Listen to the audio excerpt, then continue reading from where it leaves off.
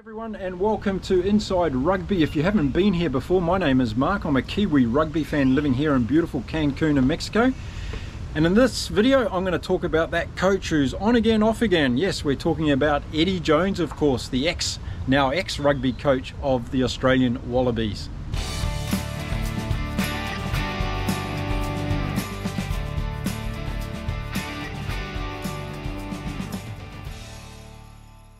G'day everyone, and it's great to have you here. Thanks for joining me on Inside Rugby, and in this video I'm going to be talking about that man. Yes, love him or hate him, it's Eddie Jones. And it's all going on down under for Eddie Jones this week, and we've had some news of course out of Australia that Eddie Jones is no longer the rugby union coach, head coach for the Australian Wallabies, and to a lot of people that's no surprise, and probably to Eddie Jones himself. But what a debacle this whole process has been. And if you go back to the time when Dave Rennie was in charge of this Wallaby team, it looked like he was the man that was going to lead them into the Rugby World Cup, and I thought Dave Rennie was going to do a pretty good job with the Australian team that he was going to select. He never got the opportunity to do that. Eddie Jones was parachuted in by Rugby Australia, and probably since the day of that announcement things have gone south for Australian rugby, and particularly for the Wallabies since that time. And you've got to ask now, don't you, over the decision of appointing Eddie Jones, whether it was the right thing or not to do. And of course hindsight is a wonderful thing, but there was a lot of negative noise around Eddie Jones after he left England. There's a reason for that people start talking in that way, but Australia wanted to see beyond that. Rugby Australia wanted to see beyond that, and they believed, I thought at the beginning, that Eddie Jones was the right man for the job. But I think Eddie did a couple of things along the way that not only upset people, but also probably got his team offside. And I think the selection process had a lot to do with that. And leaving Quade Cooper and Michael Hooper behind, I think was a huge mistake. I'm not a fan of Quade Cooper at all, but I think he would have added something in terms of experience for those young guys in that Wallaby team. And Michael Hooper is such an outstanding rugby player and leader of men that I think having him missing out on this tour of duty to France was just an absolute big mistake on behalf of Eddie Jones. But that was the call he made. We had to respect it at the time. We didn't have to agree with it, but now the proof is in the pudding, isn't it, in terms of the results that the Wallabies were able to not achieve at this year's Rugby World Cup. And as we all know now, they are out of the tournament in the pool stages, which is making history for the Australian Wallabies. They've never been out in the pool stages before, and they were sent back to Australia with their tails between their legs, in particular Eddie Jones. And I think since that departure from the Rugby World Cup, there was already murmurs going on that Eddie Jones was not going to last in the position, and of course this week that has come to fruition. So let me know what you think about this whole Eddie Jones saga, particularly those from England. You've had some time with the guy. He started off, of course, very well in England and started making sure that that English team were winning a lot of trophies and also a lot of games, but then things went south there as well. And there's been talk a lot of the time around Eddie Jones throughout history that he's a guy that starts off with a beep and a whistle, and then things tend to fall over as his tenures go on as head coach.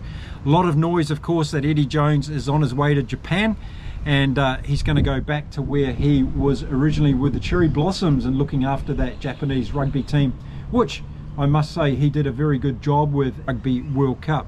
But is that the right place for Eddie Jones? Perhaps it is. It's a lot more quieter for Eddie Jones over there in Japan. He's not going to be making as much noise in the world media as he was in Australia and in England.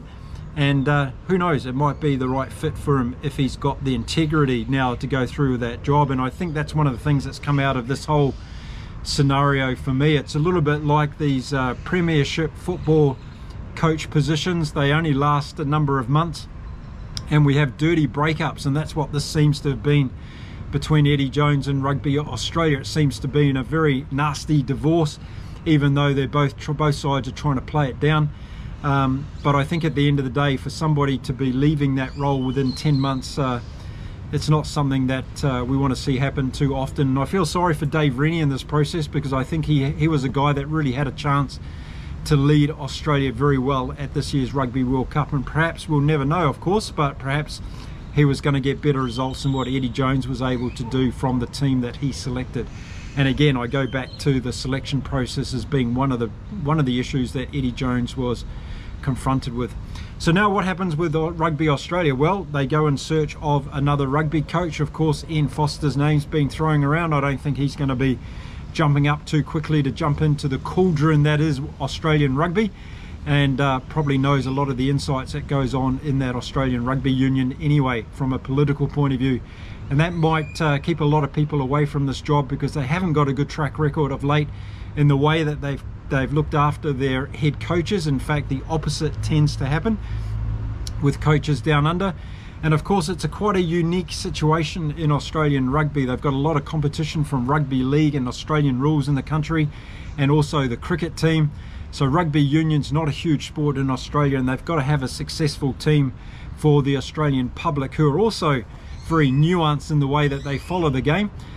Will get behind this team and support them. So we'll have to wait and see what happens from a selection point of view from the Australian or Rugby Australia in the next step of their history.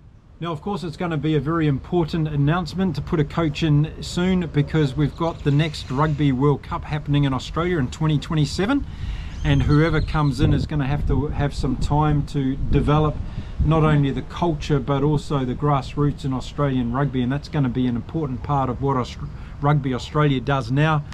With the number of teams that it has in the Super Rugby competition, that's got to be looked at. But the whole way that rugby is managed in Australia, and this is a time for cleaning the house out a bit. Let's hope a few personnel, in addition to Eddie Jones, get the sack as well, because I think the ones that have proven they can't run the job properly in Australia need to go, and they need to find better solutions for that.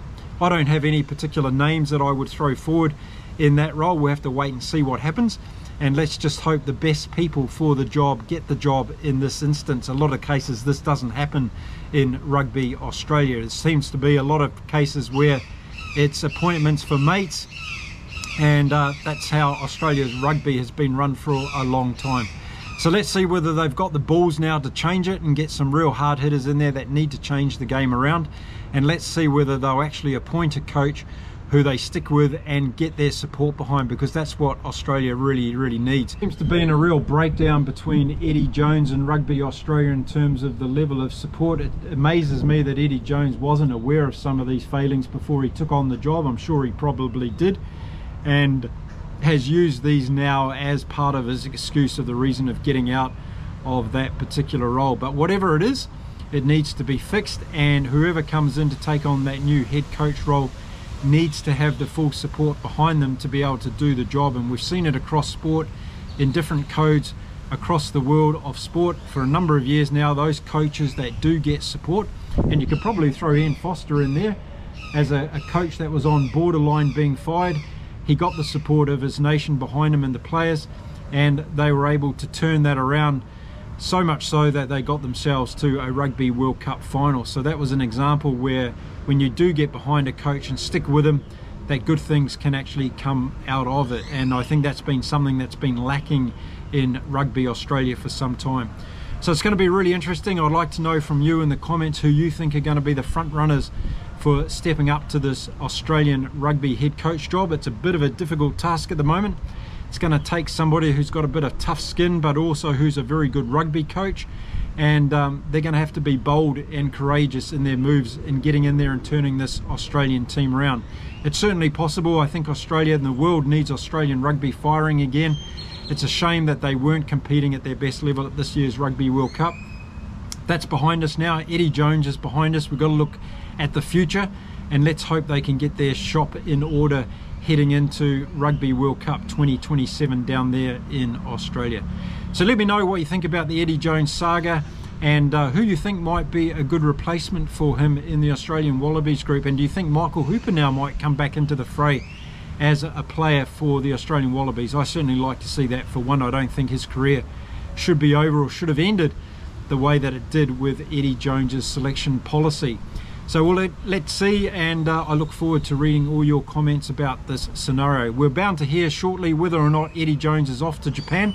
That's probably going to be the next breaking news in this saga, and we'll see whether or not that's where he ends up. I don't think there'll be too many nations now wanting to have Eddie Jones's signature on a contract after this debacle in Australia. I think his stocks must be going pretty low when it comes to the top teams around World Rugby. Maybe he'll end up in somewhere like Portugal, and let's hope not, because Portugal deserve, I think, someone better than Eddie Jones to take over the mantle from Patrice Legislay, who's moving on there at Portugal. But let me know in the comments what you think about this Eddie Jones's saga. Where do you think he's going to end up, and who do you think is going to replace him as the head coach of the Australian Wallaby rugby team?